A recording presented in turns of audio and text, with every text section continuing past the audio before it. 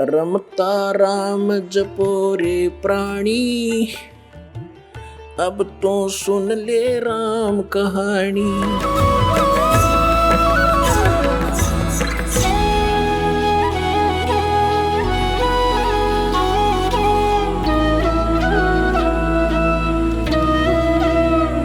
अब क्या बताते हैं, नरसेती तू पशुआ की जय गद्दा बैल बनाई, ये 56 भोग कहाँ मन भोरे, कि तक कुरेड़ी चरणे जाई।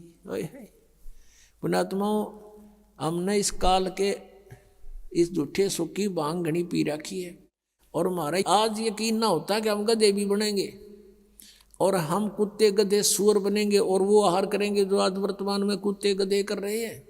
उसके लिए याद दिलाते हैं, सुखदेव ने 84 भुगती बना पजावे खरवो, तेरी क्या बुनियाद पुरानी, तू पेंडा पंथ पकड़े वो। कहते सुखदेव जैसे ऋषि ने 84 लाख प्राणियों के शरीरों में कष्ट भोगना पड़ा। सुखदेव ने 84 भुगती बना पजावे खरवो, और तेरी क्या बुनियाद पुरानी, तू पेंडा पंथ पकड़े वो। कि सुखदेव ने 84 भुगती, गधा बन गया पजावे पे। पजावा होता है, यहाँ पर पजावा होता है जैसे कुम्हार लगाते थे पहले, उसमें ईंटें पकाते थे, और ईंटों के पकाने के बाद जो राख बचती थी उसके ऊपर ही और लगा देते थे। उसको कहीं डालन की जगह नहीं होती थी उनके पास, उसके ऊपर ही फिर दूसरी वर्ष लगा लेते थे, फिर तीसरे वर्ष ऐसे, तो बहुत ऊंचा ढेर हो जाता था। और गधे पे नीचे से कच्ची ईंटें डालते हैं उसके कमर के थैले पे, और नीचे से कच्ची ईंटें ले जाते हैं, कच्ची उतारते, पक्की फटाफट ठोक देते हैं उसके ऊपर, और फिर देकर डंडा नीचे को धक्का दे देते हैं। 1 सेकंड की भी उसके पास समय नहीं है, नीचे से भी लद्दा जाता है, ऊपर से भी लद्दा आता है, और कमर टूट जाती है गधे की। और शाम को आहार करने के लिए कहाँ जाता है, कुर्डियों पर, यानी बाहर मैदान में, वहाँ खाता है, फिर चारा भी बाहर चर के आता है, और सेवा को मार की करता है। और फिर टूटी कमर पर जख्म हो जाता है, उसको कौवे नोचते हैं, उसी जख्म के ऊपर आते ही कुम्हार जूं कानू वो थैला रख देता है, और ईंटें भर के फटाफट उसको सटाट कर देता है, लेकर लठ।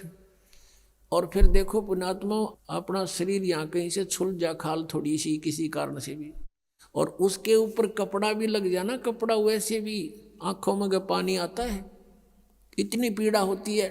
और आज वो अफलातून जब राजा बना हुआ था, भक्ति करी नहीं, सत साधना की नहीं, आज गधा बना हुआ है, कमर टूटी है, ऊपर थैला, और थैले के अंदर से कोरस सैंड, यानी वो खोरा ईंटों का जो रेत, वो जख्म पर गिरता आकर के, और ऊपर से ईंटों की रगड़ लगती है उसके, ऐसे चलते चलते, और उसकी आंखों में से पानी आता है, वो कुछ नहीं कर सकता, विवश है। अपनात्माओं, पहले तो हम भी ऐसे ही थे, अब परमात्मा की दया से आत्मा निर्मल हुई, ये बातें याद आती हैं तो भी शरीर कांप जाता है। और एक बार नहीं, असंख्यों बार, एक बार नहीं असंख्यों बार ये कष्ट उठाए हमने। अपनात्माओं, आपको कितना राहत होने जा रही है, कितना लाभ होने जा रहा है, आप नहीं समझ सकते इसको। और हम कितना कष्ट उठा चुके हैं असंख्यों बार।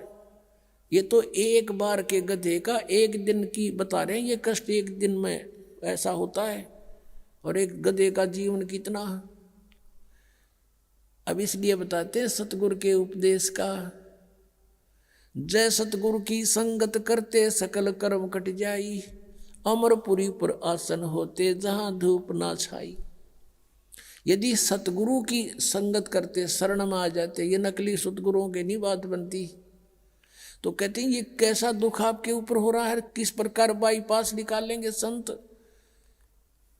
अब कितने दुख होते हैं प्राणी पर। आध्यात्मिक मार्ग को आध्यात्मिक घटनाओं से ही तोला जाता है, किसी के कहने मात्र से नहीं। आप सुन रहे थे जगत गुरु तत्वदर्शी संत रामपाल जी महाराज जी के मंगल प्रवचन। अधिक जानकारी के लिए विजिट कीजिए हमारी वेबसाइट www.jagatgururampalji.org। संत रामपाल जी महाराज जी के शुभ आशीर्वाद से पूरे विश्व भर में 500 से भी ज्यादा नाम दीक्षा केंद्र हैं, जिन पर संत रामपाल जी महाराज जी द्वारा ऑनलाइन निशुल्क नाम दीक्षा दी जा रही है। अपने नजदीकी नाम दीक्षा केंद्र का पता करने के लिए संपर्क करें 8222880541।